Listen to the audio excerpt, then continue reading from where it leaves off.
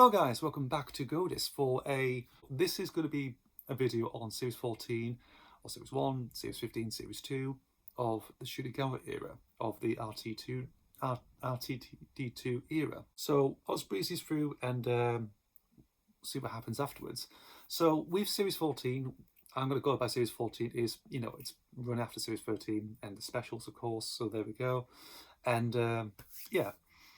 The first full series since 2021, actually, so a couple of years, actually, so interesting. So first thing we've got is the 2023 Christmas special, The Church on Ruby Road. So this is after the 60th anniversary specials, and it's the first full one with Shurigawa as the Doctor, introduces Millie Gibson as Ruby Sunday. Millie Gibson was announced in November 2022 in Children in Need. Funny enough, this is a little funny story, this is. Just after that, actually, maybe a few days after she was announced, she was in my hometown. Strangely enough, she was in one of the pubs, I think in the White Hart. She was watching the game because the FA Cup was going on. I remember checking her Instagram stories, of course, and I remember actually the pub. Actually, I thought I know that place, and it's like she was there. It's funny enough, just after she was announced as the new companion. So, oh, okay, that's a funny little thing. So, Church on Ruby Road, it's decent. It's whimsical fairy stuff, really. It involves goblins and pinching babies, of course, so you can feed to this giant goblin king. It sounds morbid stuff, really, actually, but it's got whims into it, really. So it's going to that more fairy tale, supernatural era thing that's going on for the series, really. So yeah, I remember watching it. I was working Christmas Day, so I watched it after really. So I thought, man, it's decent enough. I like all the practical effects with the goblins, the Goblin King itself. Really good stuff, actually. And the Doctor using Mavti gloves. That's well, the gravity gloves from that all changed to Mavti now, actually. So yeah, that's a recurring thing for this era. And yeah, pretty enjoyed. I enjoy Shooty. His costumes, absolutely amazing. Like 70s, sort of blaxploitation type of style. It's wonderful. It's brilliant. And he really takes on it, really very interesting, even when Ruby was, taking our time. Again, it's a decent one, it is, Davina McCall's in it as well, just a reference to Long Lost Family, because Ruby's a foundling, she is, looking for a birth mother, so, and we'll get there eventually in the finale. But it's decent fun. It's a Christmas special, so a bit of darkness thrown in with the goblins and kidnapping babies or whatever. Now next up we've got is episode 1 of Series 14, which is Space Babies. So this is it's more to a lightened tone, because I remember news reports saying that they were going to use babies. They were in this episode. Oh, okay, how's that going to work? Actually, what it turned out to be was like actual babies, but with CGI mouths on, talking. So we're going to this stuff like baby geniuses and stuff. Oh my god, really? And for what it is, it's alright. The based on the Siege type story, that's interesting. The Bogeyman itself, very good design, actually. How it looks and everything, pretty good stuff, actually. It's just, as an opener, it's too light on its feet, that sort of thing. And I think the whole thing about saying on a baby farm, interesting. If you know your Victorian history, it's quite seriously dark stuff, really. If you know your Victorian history about baby farms, Victorian baby farms, it's regarded as one of the weaker ones of Shurigawa's era, really. So there we go. Now next up we got is The Devil's Chord. Now this is the one people say, Doctor Who meets the Beatles and stuff like that, say 963. I do like this one, actually. It's one of those stories I actually go back to revisit, and I still enjoy it. I do. It's probably one of my favourites out of Series 14, really, actually. You got Jinx Monsoon as the maestro, the child of the toy maker. So we're going to more of the pantheon of the gods, really. We start off in the the 60th anniversary specials. It carries on throughout this era mainly, and she sells it. She's really good. It does look like someone from like Hocus Pocus, but she's really good. She steals everything. She chews up the scenery. It's brilliant, from sweet and calm, but also menacing as well. She can go ranges up for that sort of thing. Really good stuff. Very nicely designed. The Doctor's pinstripe suit. That's wonderful. That suit's suited to a T. That does. We've got June Hudson, the costume designer from back in Tom Baker's era, makes a nice little a little appearance as the old lady playing the piano and actually gets killed. Yeah, Russell, you just killed June Hudson, really. Wow. The whole thing with the Beatles, I like how it's interesting because you know people are saying, oh, they're gonna play Beatles music. Obviously, they didn't go around that. They sort of did their own thing about it. You know, they'd say, oh, they'll do a song about like a dog called Fred. Interesting enough, you know, and it's like, oh, music's dying out and everything else. Um, Having the Beatles in, I thought it'd be more Beatles centric, really, but they just there for like little cameos here and there in short scenes, and that John and Paul play the note of the Devil's Chord at the end, just as a finale type thing. It's like, you know, all these two to come together and solve a problem out. That's all thing resolved. It's like resolving the differences, even though it's not really. It's just that music's dying out and this feel, you know, that passion's not there anymore. I think if the other interesting thing is the whole music battle thing, which is pretty decent, and the whole thing of the Doctor getting stuck in the drum and try and pull, you know, try and crawl his way out of the drum skin. That's a good image, actually. That's really something. You know, there's always a twist at the end. You can take it or leave it, really. It's the same with the Goblin song in Church of Ruby Road. You know, I felt like, oh, are we going down this more musical route? We're not actually. It's only just these two stories that actually do that, really. And yeah, so it's, you know, perfectly fine, you know, a bit decent, really. But it's all right, really. But the Devil's Chord, I really enjoyed. I've considered now interesting though, because these two, this and Space Babies were sort of put together because they're broadcast together. They were even on television. I was at work actually, so I didn't see them both. I didn't want to because I don't want to spoil everything or watch it really. So you know, when I watch it back, it's like, you know, I don't know. It seems strange actually, you know, having two episodes broadcast at the same time, one after each other. But it's like the streaming thing to do with Disney Plus. So, but they also, another thing I need to mention is that these were, you know, uploaded to the BBC iPlayer at midnight here in the UK. Interesting enough. So about midnight, you get a new Doctor Who. So I haven't really been watching it on television. I've been watching it on iPlayer really. Yeah, about midnight. You know, can probably just, you know, come back from the pub or whatever, that sort of thing, if about drinking, you know, just relax and probably put on the new episode of Doctor Who really. So yeah, it's one of those things really. So now next week goes Boom, the third episode. This is written by Stephen Moffat, so he's come back. Interestingly, I would say that, you know, Moffat under a showrunner's tenure gets good results, and this actually does in some regards. It's still a planet. It's on a war-torn planet. The Doctor's actually still in a mine, so he's on a life and death situation, and you know, and the whole thing with the ambulances and everything else. You know, like there's this war, but it's not really happening. No one's really fighting. There's no conflict, but there's a war going on. Strangely, it's like, you know. But you also get the reference to Villain Guard as well. Villain Guard makes a comeback. Villain Guard hasn't been since Twice Upon a Time. That has. So this has come back actually, and actually seeing other stuff that they've actually, what that company's been doing. Yeah, it's decent. I think it's interesting. Another one interesting thing I find interesting is that they use those volume things that the MCU use, basically. You know, like, you know, you put screens on it up against the background on a set they do. So they've done did a little bit of that really on set really. So it's a pretty interesting thing behind the scenes, technical behind the scenes stuff really. But yeah, it's decent. The whole thing about, you know, it's been smelt, you know, if someone gets killed, it gets smelted and turned into like this, you know, tube with the flesh still hanging. That's interesting. You know, smelted. I enjoyed it for what it was. A decent, you know, outer space adventure, pretty decent actually. So it's a good start. And actually, Moffat really succeeds. So the religious stuff sort of gets a bit heavy-handed in the story, but I enjoy it. So far, series 14 has been pretty good. Now next up we've got 73 Yards.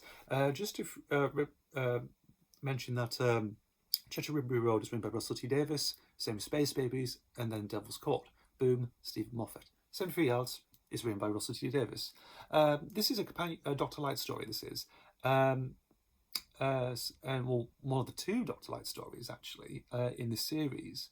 Reason being because Shooting Outward was filming Sex Education, so he was unavailable. So it's basically Millie Gibson led. And interesting enough, this and the next one were the first ones filmed for Series 14. They were. So obviously he was unavailable, so they did the Dr. Light stories first, they did. So it's 4 and 5 that did first, interestingly. 73 Yards, it's interesting.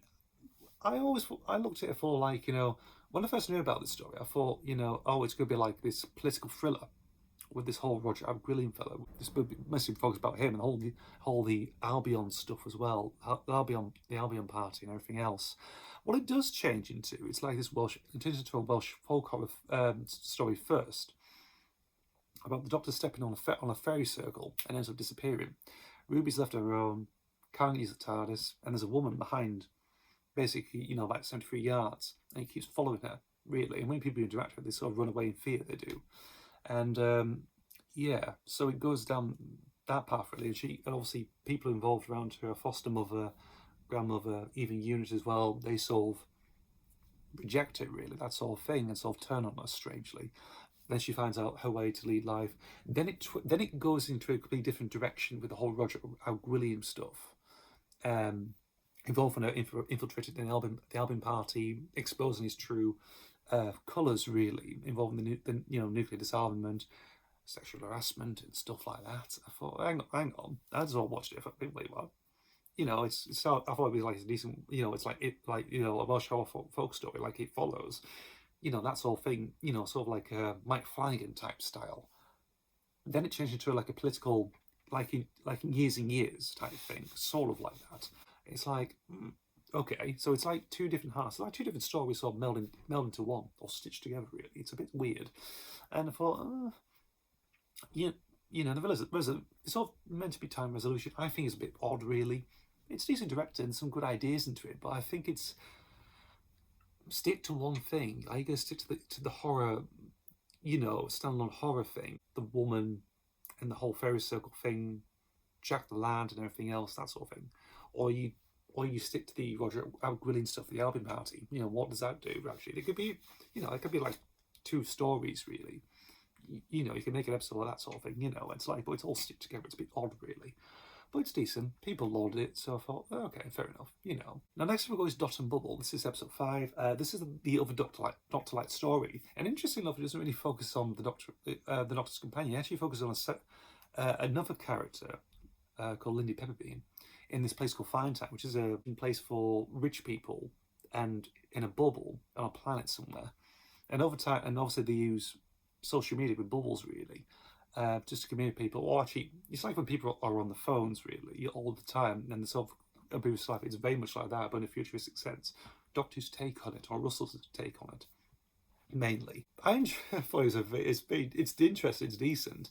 The film did on Swansea campus, I remember. I think I've been around Swansea campus actually, a couple of years ago, back in 2019, before COVID, I think. I was around Swansea actually at the time, yeah, so I've probably, been around those campuses, or around that area anyway, so. Yeah, it's only with the ending that really gives a bit more of the edge, like you're feeling like a bit of an oomph, really. It's actually a really good scene. I do like this scene, actually. It's when the Doctor finds out that, he discovers that it's all Valentine's a white community. It's all full of white supremacists and stuff, really. It's all this stuff, and they're so rejecting because of his skin colour, really. And even though he tries to offer them to help, they just won't accept it. And then just go off and go on their own path, really, their own journey for survival, really, just to find another place, really, And that scene of him trying to plead, of course, and obviously just ending of, rather than just, he just sort of gives up, really, in a way. It's really interesting, really good stuff. And the music at the end of just him, walking back and just watching them just go off, they do. Oh, it's brilliant. So good. And that was actually Ncuti's first scene, actually, because it's in his costume, this like plaid costume with the orange jumper on, which actually, obviously was in the press photos. So I feel like, oh, that is a new costume. I thought, oh, okay, that's interesting. A little, actually, obviously throughout, he was totally different outfits throughout his whole era, really. So there we go. It's an interesting one, really. The ending, really good, actually. Because it sort of keeps you off guard, really, and then you realise, oh, okay, so that's taking a bit of a turn, really. But again, really good. The man traps are very good. Callie Cook as Linda Pepperbean actually really sells it, really. The guy who plays Ricky September, actually really good. Interesting. He sort of like takes the Doctor role, actually. So it's a bit of an interesting thing, like, so one character's take on the Doctor and companion role, interesting enough. He knows what's going on. He's very clued on what's going on with man traps and stuff. They're hunting people alphabetically. And, yeah, it's very interesting. It also plays on the whole thing with social media as well.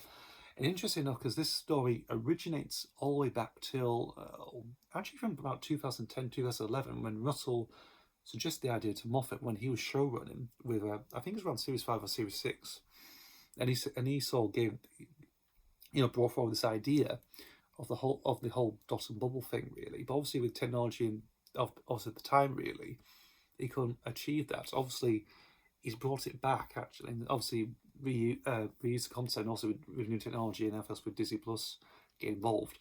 So it made a bit more happen, really. So it's an old story from, like, a rejected Matt Smith story brought forward to the Shugawa era. I think that's one of the other ones I like about series 14 as well, along with Devil's Chord, really. Now, next up we go is Rogue. This is episode 6. This is written by Kate Herron and Brownie Redmond, who were involved with Sex Education and Loki as well. It's really Bridgeton, really. I've never seen Bridgeton. Popular shows like people who watch on streaming and stuff like that. People like Breaking Bad, Rick and Morty and stuff like that. I don't really watch. Too popular for my liking, really, because a bit more exposed. I prefer Loki stuff, actually stuff like, people probably won't even talk about, really. Yeah, I mean, for what it's worth, it's a decent standard Doctor Who story. Historical, bit of fun. The children are interesting, really. Shapeshifters, cosplaying, and stuff like that. That's pretty alright. Jonathan Groff as Rogue, I think is interesting, actually. Him from just come off Hamilton, very good, actually. And a lot of people thought he was going to be like the new Captain Jack Harkness, the new John Barrowman, really. But obviously not. He's a different type of... Well, he's a bounty hunter in a way. It's similar quirks, but different job style, and also, I don't know. It seems like a Captain Jack Harkness in a different skin, really. That sort of thing, to me, really. And but I enjoyed it for what it's worth. Good location stuff. The costumes are fantastic. Good attire. And it's all right, really. It's decent anyway. It's a decent standard Doctor Who fare. Now we're going to the finale now, which is The Legend of Ruby Sunday and Empire of Death. Now, one thing I didn't mention about this is actually to do with the whole thing with the with Susan Twist going out throughout the whole season. This random woman popping up, for the episodes, really.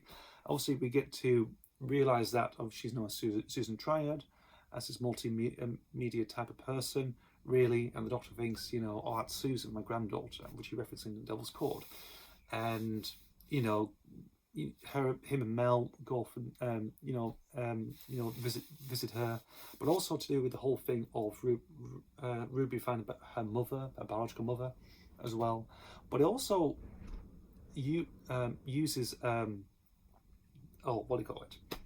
A time window they do, and find the old VHS tape. They use that sort of thing, but also underneath is this evil lurking,